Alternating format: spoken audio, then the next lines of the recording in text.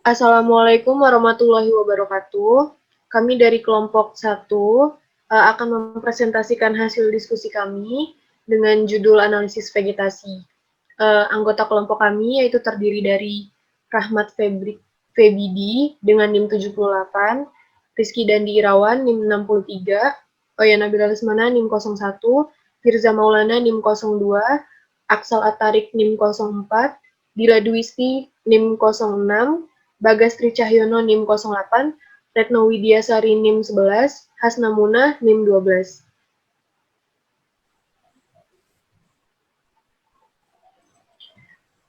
Latar belakang. Perlindungan tanaman diartikan sebagai segala upaya untuk melindungi tanaman dari gangguan oleh organisme pengganggu tumbuhan. Sedangkan organisme pengganggu tumbuhan diartikan sebagai semua organisme yang dapat merusak, mengganggu kehidupan, atau menyebabkan kematian tumbuhan sehingga dapat menyebabkan kerugian pada budidaya tanaman. Organisme pengganggu tumbuhan mencakup kategori binatang hama atau hama dalam arti sempit, patogen atau organisme penyebab penyakit, dan gulma atau tumbuhan pengganggu. Perlindungan tanaman dapat dilakukan melalui kegiatan pencegahan masuk atau keluar atau karantina, pengendalian, dan eradikasi atau pembasmian organisme pengganggu tumbuhan.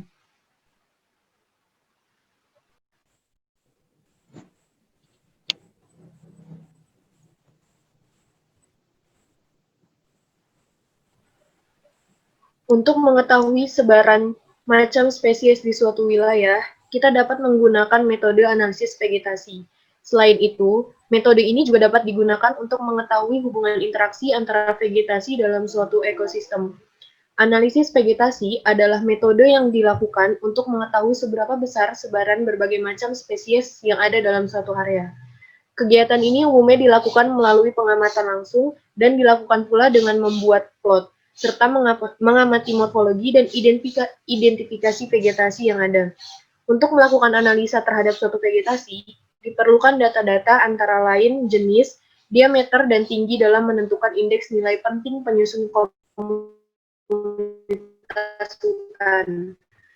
Analisis vegetasi dapat dilakukan secara kuantitatif dan kualitatif untuk suatu ekosistem. Yang pertama yaitu terdapat definisi analisis vegetasi. Pengertian analisis vegetasi.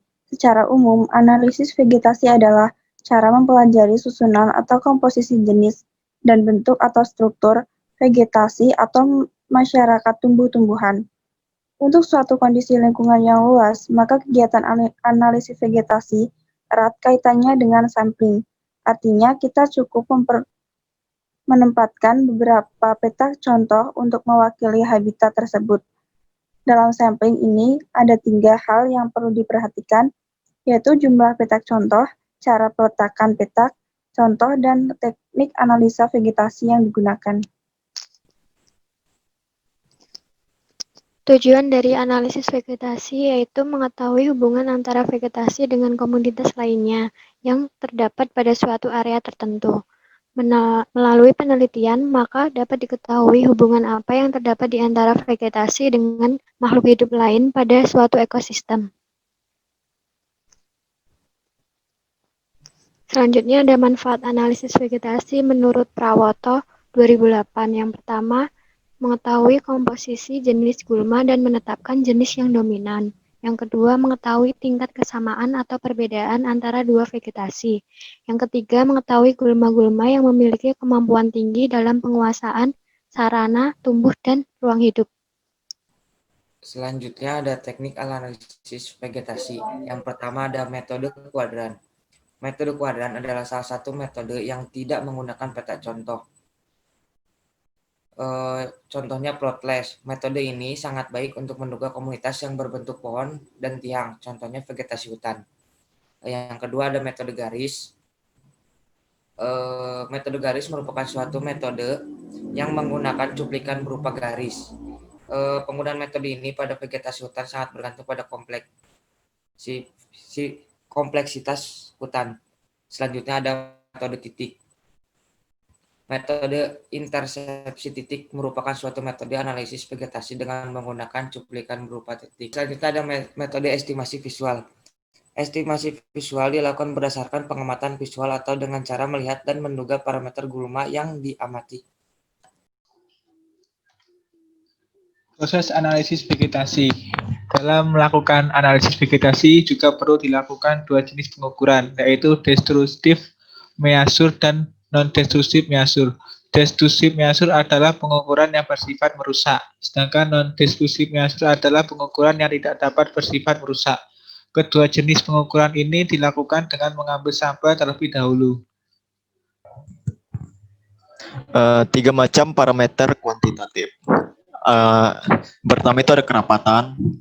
Di kerapatan itu mengacu pada jumlah individu suatu jenis tumbuhan dalam suatu luasan tertentu, seperti misalnya 100 individu per hektar. Yang kedua itu ada frekuensi. Nah, frekuensi itu mengacu pada jumlah petak contoh pada tempat ditemukannya jenis tumbuhan yang dijadikan sebagai sampel. Nah, frekuensi biasanya dinyatakan dalam hitungan persentase. Yang ketiga itu ada kelindungan atau cover. Nah, dalam cover atau kelindungan itu proporsinya dalam permukaan tanah yang ditutupi oleh proyeksi tajuk tanaman. Next.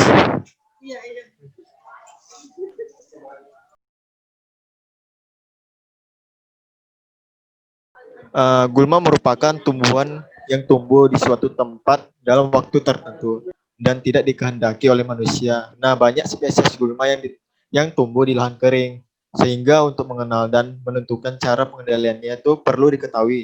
Nah, sifat-sifat dan biologi gulma itu. Nah, gulma tidak dikehendaki karena sangat bersaing dengan tanaman yang dibudidayakan dalam menyerap unsur hara dari tanah. Selain itu juga beberapa jenis gulma bisa menjadi inang dari jenis hama tertentu yang merugikan tumbuhan atau tanaman yang kita tanam.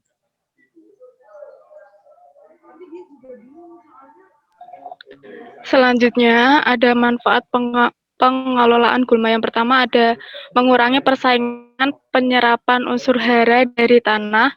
Yang kedua, gulma bisa jadi sarang hama berbahaya dan vektor penyakit. Yang ketiga, gulma sebagai tanaman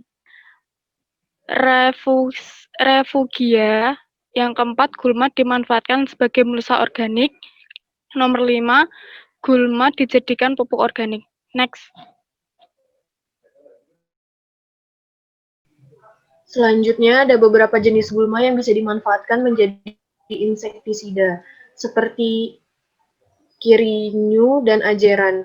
Ajeran misalnya secara alami mengandung flavonoid, terpen, fenilpropanoid, dan benzenoid yang ampuh digunakan untuk hama kutu daun, ulat tanah, dan rayap.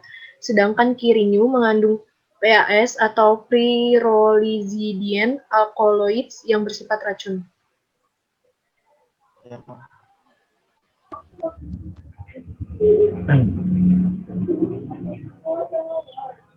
Pengelolaan gulma yang bijaksana bisa menekan biaya produksi mulai dari pengurangan penggunaan pupuk kimia hingga pengurangan pestisida kimia.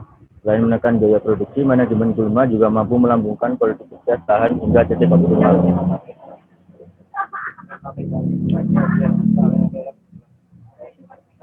Kesimpulannya adalah yang pertama, analisis vegetasi adalah cara mempelajari susunan dan bentuk struktur vegetasi atau masyarakat tumbuh-tumbuhan.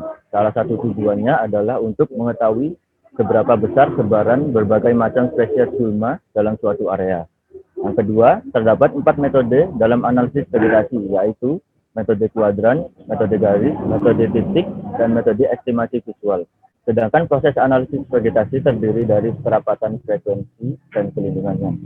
Yang ketiga, terakhir adalah manfaat dari pengelolaan gulma antara lain, mengurangi persaingan penyerapan unsur hara dari tanah. Gulma bisa jadi sarang hama berbahaya dan vektor penyakit. Gulma sebagai tanaman refugia, gulma dimanfaatkan sebagai mulsa organik, dan gulma dijadikan sebagai pupuk organik. Sekian presentasi dari kelompok kami. Terima kasih. Wassalamualaikum warahmatullahi wabarakatuh.